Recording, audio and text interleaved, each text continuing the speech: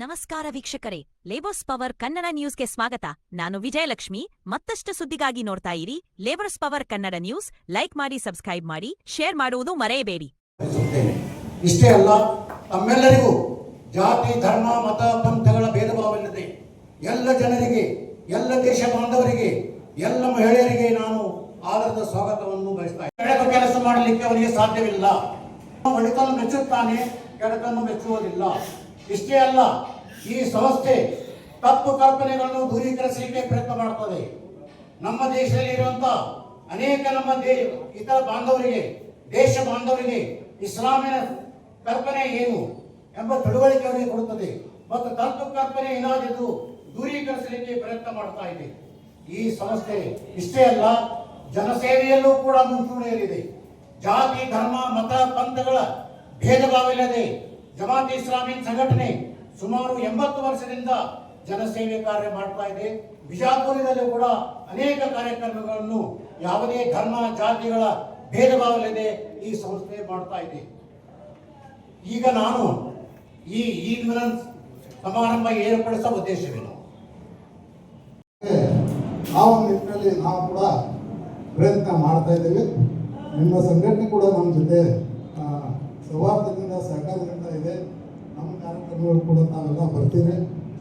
ಈಗ ನಾವು ಒಂದು ಏಪ್ರಿಲ್ 10ನೇ ತಾರೀಕಿನಿಂದ 14ನೇ ತಾರೀಕು ತನಕ ಬಿಜಾಪುರದ ದರ್ಬಾರ್ ಹೈಸ್ಕೂಲ್ ಗ್ರೌಂಡ್ನಲ್ಲಿ ಒಂದು ದೊಡ್ಡ ರಾಜ್ಯ ಮಟ್ಟದ ಪುಸ್ತಕ ಮೇಳವನ್ನು ಮಾಡ್ತಾ ಇದ್ದೀವಿ. ಅಲ್ಲಿ ರಾಜ್ಯದ ಬೇರೆ ಬೇರೆ ಪ್ರಕಾಶನದವರು ಅಲ್ಲಿ ಬರ್ತಾ ಇದ್ದಾರೆ. ಯಾರೊಬ್ಬರು ಇನ್ನೊಂದು ಗ್ರೂಪ್ನವ್ರನ್ನ ಕಾಂಟ್ಯಾಕ್ಟ್ ಮಾಡಿ ಶಾಂತಿ ಪ್ರಕಾಶನದವರು ಕೂಡ ಬರ್ತಾರೆ ಹೇಳ್ಯಾರ, ನಾವು ಸಂಪರ್ಕ ಮಾಡಿದ್ವಿ. ಈ ಥರ ಎಲ್ಲ ಥರದ ಬುಕ್ಸಲ್ಲಿ ಬರ್ತಾವೆ. ತಾವು ಎಲ್ಲ ಅಲ್ಲಿ ಬಂದು ನಮ್ಮ ಜೊತೆ ಕೈ ಜೋಡಿಸ್ಬೇಕು ಅನ್ನುವಂಥ ಮಾತನ್ನು ಹೇಳ್ತಾರೆ. ಬುದ್ಧ ಬಸವ ಅಂಬೇಡ್ಕರ್ ಪುಸ್ತಕ ಮೇಳ ಅಂತೇಳಿ ನಾವು ಮಾಡ್ತಾ ಇದ್ದೀವಿ. ಅದಕ್ಕೆ ಆ ಥರದ ವೈಚಾರಿಕ ಚಿಂತನೆ ಪುಸ್ತಕಗಳು ಮಾತ್ರ ಬರ್ತಾವೆ. ನಾವು ಏನು ಕಂಡೀಷನ್ ಮಾಡಿವಿ ಅಂದ್ರೆ ಜನರಲ್ಲಿ ದ್ವೇಷವನ್ನು ಮೂಡಿಸುವಂಥ ಯಾವುದೇ ಪುಸ್ತಕಗಳಿಗೆ ನಾವು ಅವಕಾಶ ಕೊಡೋದ್ರ ಖಂಡಿತವಾಗಿ ನಾವು ಹೇಳಿಬಿಟ್ಟಿದ್ವಿ. ಹಾಗೆ ಇನ್ನೊಂದು ಕಾರ್ಯಕ್ರಮ ಕೂಡ ಎದುರಿಗೆ ರಂಗಮಂದಿರದಾಗ ನಡೀತಾರೆ. ಅದು ಅಂಬೇಡ್ಕರ್ ಹಬ್ಬ ಅಂತೇಳಿ ನಮ್ಮ ದಲಿತ ವಿದ್ಯಾರ್ಥಿಗಳು ಅದನ್ನು ಮಾಡ್ತಾ ಇದ್ದಾರೆ. ಅದಕ್ಕೆ ಎರಡೂ ಕಡೆ ನಾವೆಲ್ಲ ಬಂದು ಕಾರ್ಯಕ್ರಮ ಯಶಸ್ವಿ ಮಾಡಿಕೊಡ್ಬೇಕು. ನಿಮ್ಮ ಸಂಬಂಧ ಹೀಗೆ ಮುಂದುವರಿಕೆ ಅಂತ ಮಾತನಾಡ್ತಾ ನಮಗೆ ಅವಕಾಶ ಕೊಟ್ಟಿದ್ದಾರೆ.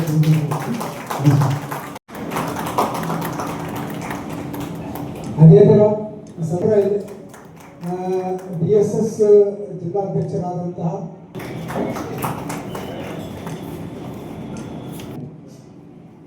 ಈ ಒಂದು ಕಾರ್ಯಕ್ರಮದ ಕೊನೆಯ ಹಂತವನ್ನು ತಲುಪ್ತಾ ಇದ್ದೀವಿ. ತಾವು ಎಲ್ಲರೂ ಏನದಲ್ಲ ಸನ್ಮಾನ್ಯರು, ಸಹೋದರಿಯರು, ಸಹೋದರ 5 ನಿಮಿಷದಲ್ಲಿ ನಾನು ನನ್ನ ವಂದನಾರ್ಪಣೆ ಮುಕ್ತಾಯ ಮಾಡ್ತಾ ಇದ್ದೀನಿ. ತಾವು ಇಲ್ಲಿ ಶಾಂತಿ ರೀತಿ ಕೂತ್ಕೋಬೇಕು. ಹೇಗೆ ಅಂದ್ರೆ ಇದು ನಮ್ಮ ರಂಜಾನ್ ಹಬ್ಬದ ಒಂದು ಪ್ರಸಿದ್ಧ ಒಂದು ಕೊಟ್ಟಿದ್ದಕ್ಕೆ ನಿಮ್ಮ ಎಲ್ಲರ ಸೃಷ್ಟಿಕರ್ತನಾದ ಅಲ್ಲಾಹನು, ಈ ಜಗತ್ತಿನ ಒಡೆಯ ಪ್ರಭುವಿಗೆ ನಾನು ಕೃತಜ್ಞತೆಯನ್ನು ಸಲ್ಲಿಸ್ತಾ ಇದ್ದೇನೆ. ಅದೇ ರೀತಿ ಈ ಒಂದು ಕಾರ್ಯಕ್ರಮಕ್ಕೆ ಮುಖ್ಯ ಅತಿಥಿಗಳಾಗಿ ಆಗಮಿಸಿದಂತ ಡಾಕ್ಟರ್ ರವಿ ಬಿರಾದರ್, ಪ್ರೆಸಿಡೆಂಟ್ ರಾಷ್ಟ್ರೀಯ ಬಸವ ಸೇನಾ and general secretary KPCC doctor sir Bijapur, ಇವರು ಏನದಲ್ಲ ಇಲ್ಲೇ ನಮ್ಮ ಇನ್ವಿಟೇಷನ್ ಒಪ್ಪಿ ಏನದಲ್ಲ ಇಲ್ಲಿ ಬಂದು ತಮ್ಮ ಅಮೂಲ್ಯ ವಿಚಾರವನ್ನು ನಮ್ಮೊಂದಿಗೆ ಹಂಚಿದ್ದಕ್ಕಾಗಿ ನಾನು ಸ್ಥಳೀಯ ಘಟಕ ಜಮಾತ್ ಇಸ್ಲಾಮಿ ವತಿಯಿಂದ ಮತ್ತು ತಮ್ಮ ಎಲ್ಲರ ಪರವಾಗಿ ಏನದಲ್ಲ ಅವ್ರಿಗೆ ಏನದಲ್ಲ ಧನ್ಯವಾದಗಳನ್ನು ಅರ್ಪಿಸ್ತಾ ಇದ್ದೇನೆ. ಅದೇ ರೀತಿ ಇನ್ನೊಬ್ಬ ನಮ್ಮ ಮುಖ್ಯ ಅತಿಥಿಗಳಾದ ಡಾಕ್ಟರ್ ಭುವನೇಶ್ವರಿ ಕಾಂಬ್ಳೆ ಮೇಡಮ್, ಅವರು ಕೂಡ ಆಕ್ಟಿವಿಸ್ಟ್, ಫೌಂಡರ್ ಆಫ್ ಓಡಲಾ ಧೋನಿ women's federation and recipient of 2026 Deccan Herald award Vijayapura, ಇವರು ಕೂಡ ನಮ್ಮ ಒಂದು ಇನ್ವಿಟೇಷನ್ ಬಂದು ತಮ್ಮ ಅಮೂಲ್ಯವಾದ ವಿಚಾರವನ್ನು ನಮ್ಮೊಂದಿಗೆ ಹಂಚಿದ್ದಕ್ಕಾಗಿ ಮತ್ತು ಒಳ್ಳೆಯ ಒಂದು ಸಲಹೆ ನಮ್ಗೆ ಏನಾದರೂ ಕೊಟ್ಟಿದ್ದಕ್ಕಾಗಿ ಸ್ಥಾನೀಯ ಘಟಕ ಜಮಾತ್ ಇಸ್ಲಾಂ ವತಿಯಿಂದ ಮತ್ತು ತಮ್ಮ ಎಲ್ಲರ ಪರವಾಗಿ ಏನಾದ್ರ ನಾವು ಅವ್ರಿಗೆ ಅಭಿನಂದನೆ ಧನ್ಯವಾದಗಳನ್ನು ಅರ್ಪಿಸ್ತಾ ಇದ್ದೇನೆ. ಅದೇ ರೀತಿ ಈ ಒಂದು ಕಾರ್ಯಕ್ರಮಕ್ಕೆ ಅಧ್ಯಕ್ಷ ಸ್ಥಾನ ವಹಿಸಿದಂತ ಸೀನಿಯರ್ ಅಡ್ವೊಕೇಟ್ ಮತ್ತು ಸೀನಿಯರ್ ಮೆಂಬರ್ ಜಮಾತೆ ಮಾಡುವುದಿಲ್ಲ. ಕಳ್ಳ ಸಾಗಾಣಿಕೆ ಮಾಡುವವರಿಗೂ ಒಂದು ಉದ್ದೇಶ ಇದೆ. ಅವರು ಬಹಳ ವ್ಯವಸ್ಥಿತವಾಗಿ ಮಾಡ್ತಾರಲ್ಲ. ಉದ್ದೇಶ ಕಟ್ಟಿರಬಹುದು ಮಾತು ಬೇರೆ, ಆದರೆ ಉದ್ದೇಶ ಇಟ್ಟುಕೊಂಡೇ ಕೆಲಸ ಮಾಡುತ್ತಾರೆ. ಅದೇ ರೀತಿ ನಾವು ಕೂಡ ಮನುಷ್ಯರಾಗಿ ಈ ಭೂಮಿ ಮೇಲೆ ಯಾವುದೇ ಒಂದು ಉದ್ದೇಶದಲ್ಲಿ ಕೆಲಸ ಮಾಡುವುದಿಲ್ಲ. ಜಮಾತ್ ಇಸ್ಲಾಮಿ ಸಂಘಟನೆಯು ಕೂಡ ಒಂದು ಉದ್ದೇಶ ಇಟ್ಟುಕೊಂಡು ಈ ಈಕ್ವಲೆಂಟ್ ಕಾರ್ಯಕ್ರಮವನ್ನು ಏರ್ಪಡಿಸಿದೆ. ಇದರ ಮೊದಲನೇ ಉದ್ದೇಶ ಅಂದರೆ ಸಂತೋಷವನ್ನು ಹಂಚಿಕೊಳ್ಳುವುದು. ಯಾವ ಸಂತೋಷದು? ನಾವು ರಂಜಾನ್ ತಿಂಗಳಲ್ಲಿ 30 ದಿವಸ ಉಪವಾಸವನ್ನು ಆಚರಿಸಿದ್ದೇವೆ. ಈ ಉಪವಾಸ ಯಾಕೆ ಆಚರಿಸುತ್ತೇವೆ? ಆ ಸತ್ಯಕರ್ತನ ಆಜ್ಞೆಯಾಗಿದೆ. ಸತ್ಯ ವಿಶ್ವಾಸಿಗಳೇ, ನೀವು ಉಪವಾಸ ಮಾಡಬೇಕು, ಇದರಿಂದ ನಿಮ್ಮಲ್ಲಿ ದೇವ ಭಯ ಉಂಟಾಗುತ್ತದೆ ಎಂಬ ಆಜ್ಞೆಯನ್ನು ಪಾಲಿಸಲಿಕ್ಕಾಗಿ ಜಗತ್ತಿನ ಎಲ್ಲ ಮುಸಲ್ಮಾನರು ಈ ತಿಂಗಳಲ್ಲಿ ಉಪವಾಸವನ್ನು ಆಚರಿಸುತ್ತಾರೆ. ಉಪವಾಸ ಆಚರಿಸುವ ಮುಖ್ಯ ಉದ್ದೇಶವೆಂದರೆ ನಮ್ಮಲ್ಲಿ ದೇವ ಭಯ ಬರಲಿ. ಇಷ್ಟೇ ಅಲ್ಲ, ಅವನು ನಮ್ಮ ಮೇಲೆ ಮಾಡಿದಂತ ಅನೇಕ ಉಪಕಾರಗಳಿಗೆ ಅವನ ಕೃತಜ್ಞತೆಯನ್ನು ಸಲ್ಲಿಸಲಿಕ್ಕಾಗಿ ನಾವು ಉಪವಾಸ ಮಾಡುತ್ತೇವೆ. ಮೂರನೇ ಉದ್ದೇಶ ಅಂದರೆ ಆತನ ಜನಸೇವೆ ಮಾಡಲಿಕ್ಕೆ, ಆ ಜನರ ಸೇವೆ ಮಾಡಲಿಕ್ಕಾಗಿ ನಾವು ಉಪವಾಸ ಮಾಡುತ್ತೇವೆ. ಮತ್ತು ಉಪವಾಸದಿಂದ ನಮ್ಮ ನೈತಿಕ ಮಟ್ಟ, ನಮ್ಮ ಚಾರಿತ್ರ ಬಲಾಢ್ಯವಾಗುತ್ತದೆ. ಇದೇ ಒಂದು ಇತಿಹಾಸಕೊಂಡು ನಾವು ಉಪವಾಸ ಮಾಡುತ್ತೇವೆ.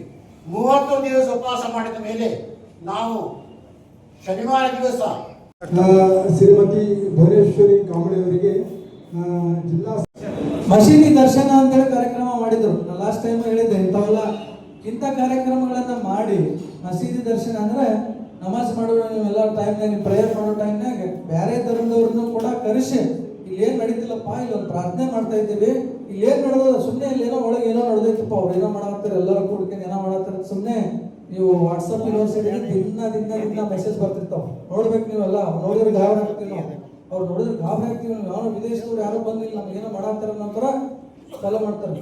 ಸೊ ಅದಕ್ಕೆ ಅಂಥ ಕಾರ್ಯಕ್ರಮಗಳನ್ನ ಕರೆಸಿ ಇಡೀ ಎಲ್ಲ ಒಂದು ಸಮುದಾಯದ ಬೇರೆ ಬೇರೆ ಸಮುದಾಯದ ಜನರನ್ನ ನಾವು ಕರೆಸಿ, ನಾನು ವೈಯಕ್ತಿಕವಾಗಿ ಪ್ರಾಕ್ಟಿಕಲ್ ಆಗಿ ಮುಸಲ್ಮಾನರ ಜೊತೆ ಸಾಕಷ್ಟು ಒಡನಾಟ ಇಟ್ಟುಕೊಂಡು ನೋಡಿದ ವಿಷಯಗಳನ್ನ ಪ್ರಾಕ್ಟಿಕಲ್ ಆಗಿ ನಾನು ಹೇಳಿದೆ.